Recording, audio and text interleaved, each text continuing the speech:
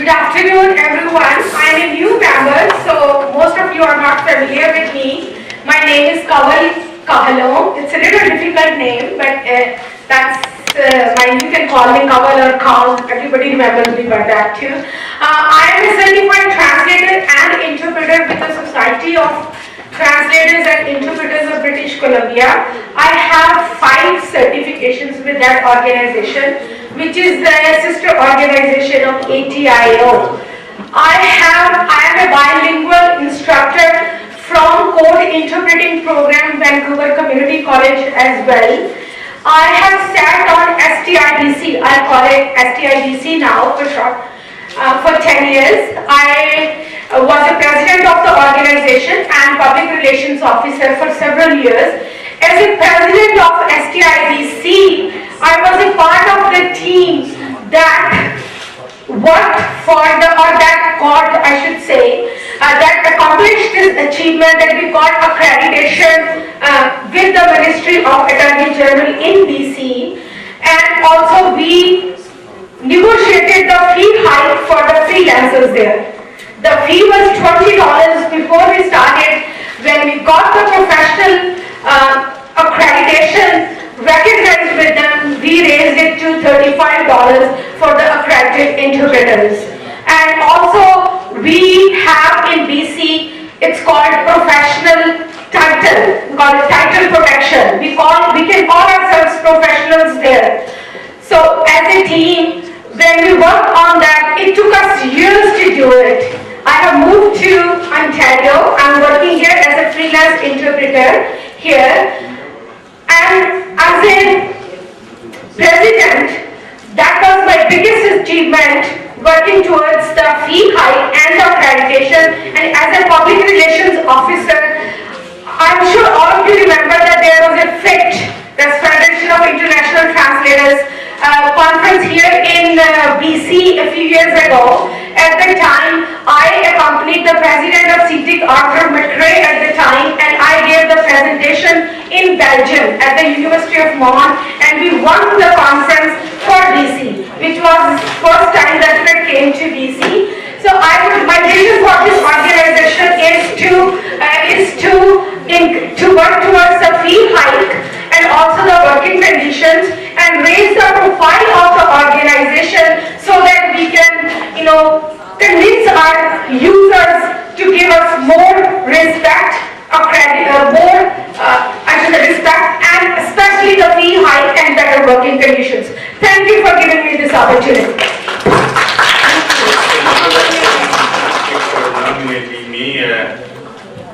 My name is Mohammed Nashari. I'm a Farsi interpreter. I was accredited in 1993 and been working ever since, except for the period of time that I took a leave of absence and went back home, and the ministry decided to remove my name from the registry unilaterally, of course, as usual.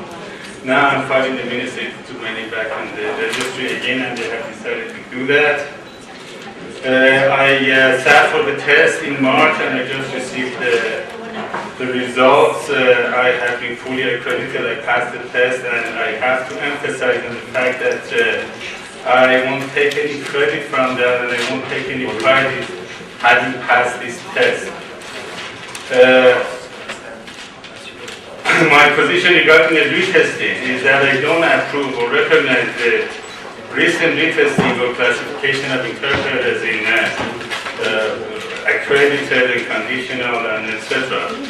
And I believe that this testing and its standard were unreasonable, unduly harsh, unnecessary, and illegitimate from the viewpoint of labor law and common labor practices.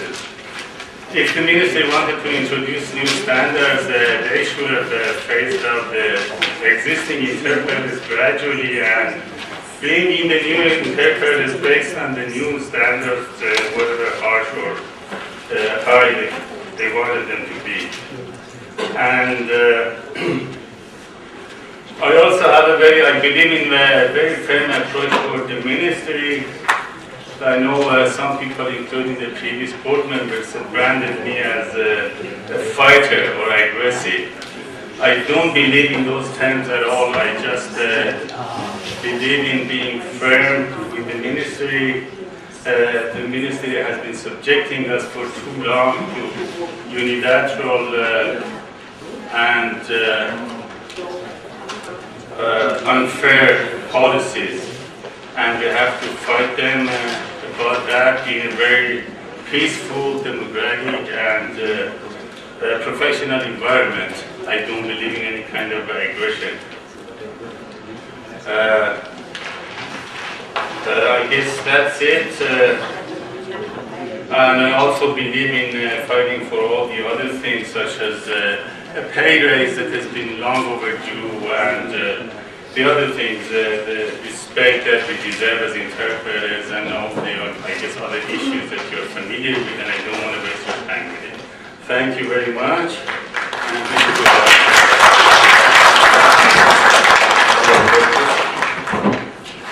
My name is James Wong. I've been interpreting for more than 25 years, Cantonese and Mandarin, and sometimes Hakka.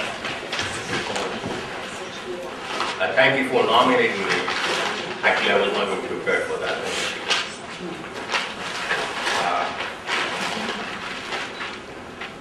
The reason I came to attend this meeting is because in the past, we were like a plate of sand. A sand never glued together. We were divided.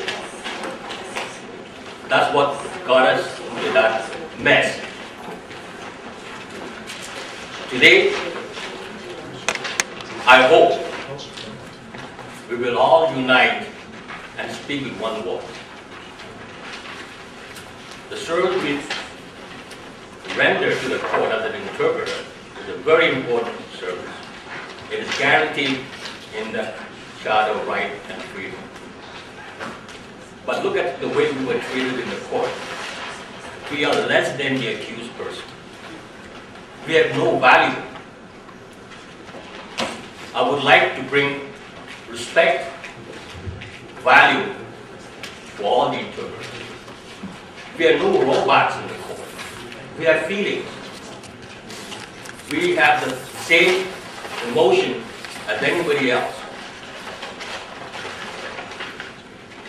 When we are subjected to voir dire hearing, it's like you're being put through an autopsy. They cut you open. Granted, in the past, among interpreters, there are some issues with some of them. They should have isolated the problem. If one person has flu, not everybody in this room should be given a shot.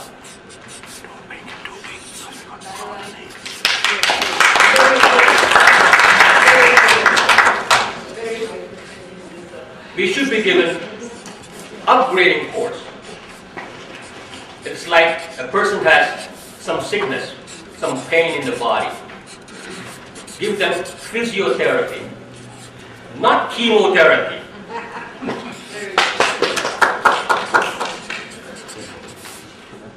So I would like all members to work with us, and let's bring back respect and our value. Thank you very much.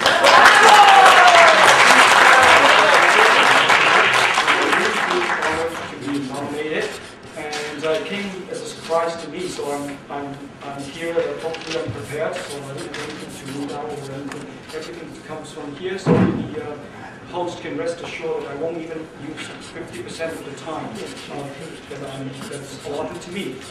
Basically, there are a huge number of issues ahead of us that we need to iron out with the ministry. And I'm committed to be part of the process. Thank you very much, ladies and gentlemen.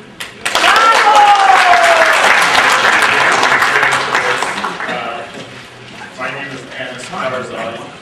I'm a Pashto interpreter since 1995, and I've been serving the Afghan diaspora since 1995 as an official accredited Pashto interpreter. I don't want to say too much here, but I do want to say that I teach for Laurentian University, and since 1995, and I always talk about my experience as an interpreter in my classrooms, and share this rich, dynamic activities that we do on a daily basis in my classrooms with my colleagues and my students. So I take a great pride in what I do on a part-time basis. So this is very important to me. If elected, I will learn thoroughly, carefully, all the issues that we've been talking about today and in the past, and we'll work towards those issues, resolving those issues in cooperation with my colleagues. So I'm looking forward to this new chapter, and I say that all the interpreters of Ontario unite today. Thank you. I've been accredited for a great number of years, at least 20, and I've done other interpretation work other than in the courts. So I seem to have quite a bit of experience, and I enjoy working in the legal system. Therefore, I am fully involved in what's going on in the entire legal system. Prior to coming here, I gave it a thorough thought, and I said, we got ourselves into this mess, and this is a one step forward as to what I would like to propose, whether I'm nominated or I will be elected or not elected, but my heart is totally in it for all of us, so that we can actually jump out of the muddy waters. What I was actually proposing here, and I'm proposing at the moment, is to involve people from the MAG, the defense bar, the bench, the crown, and of course the interpreters, to elect at least 2 people from each association. The lawyers have an association, the judges have an association. We are going to have our own new and fresh association. So I'd like everybody to be in it together as to arrange for a conference where our strong voice is heard and our grievances are heard. And it's not about trying to confront and fight with them. It's all about finding a reasonable solution, and a solution would be, from what I see, is to have either a workshop or something like that where all the interpreters can be reinstated and back on track.